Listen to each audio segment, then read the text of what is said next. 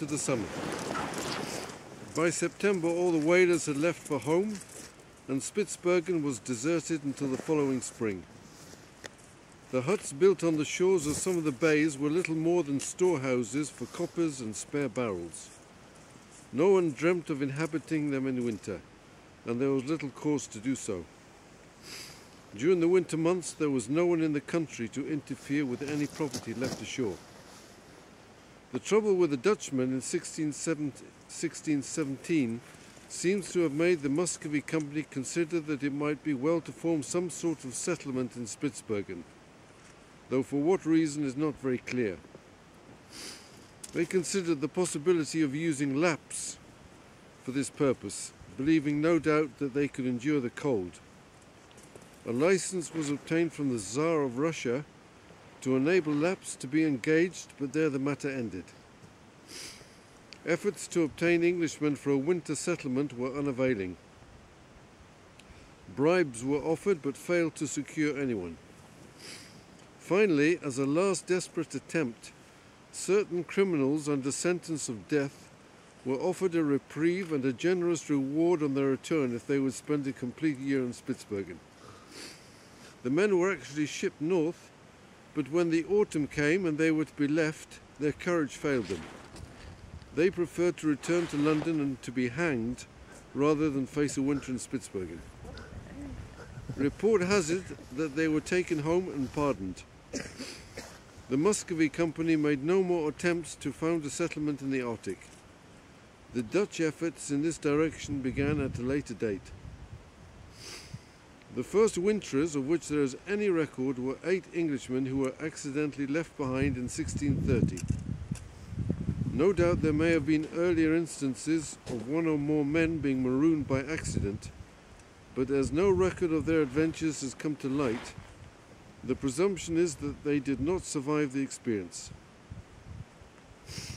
The men had been sent to hunt reindeer, this is 1630, and on returning to Green Harbour, Barentsburg, they found their ship had gone.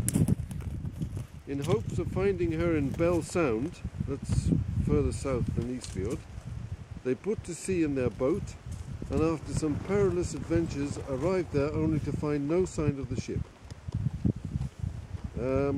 But they were men of good sense and they did not give way to despair. After deciding that they would winter in Bell Sound, they made a trip to Coles Bay, that's back in Eastfjord, to hunt reindeer. The hunt was successful and they set out to return with the meat of 19 reindeer and 4 bears. The voyage was difficult on account of bad weather and some of the meat was lost, but in the end they landed safely. There was already a tent or a hut in Bell Sound, built of timber and boards very substantially and covered with Flemish tiles, by the men of which nation it had in the time of their trading thither been builded. It was 80 feet long and 50 feet broad, which seems to have been too big for the fancy of the stranded men. So they set about building a smaller hut within the larger one. Material was obtained from buildings in the vicinity. They got deals from other huts, 1,000 bricks from the chimneys of coppers, and several hogsheads of lime which they made good mortar or cement. The weather turned so cold that they had to light fires to keep the cement from freezing. The supply of bricks was inadequate to line all sides of the hut, so they built 2 sides double, filling the intervening space with sand. The hut was only 20 feet by 16 and 10 feet in height. The door was carefully padded with a bed that was found lying there. There were no windows, and the only light they got was through the chimney. Beds were made of reindeer hides.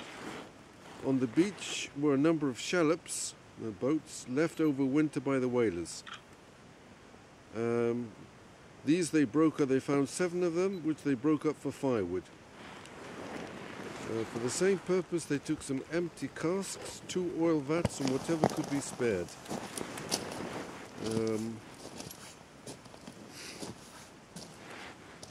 As winter came on, the men began to get very melancholy and to lament their misfortune.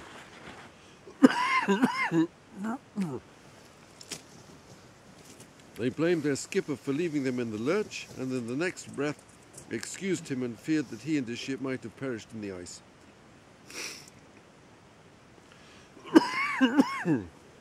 Evidently they were in a fair way to perish themselves when once more they took courage. The cold became intense after New Year, and they suffered much from frostbite, but the returning sun gave them hope. When food was running very short, one bear fortunately turned up.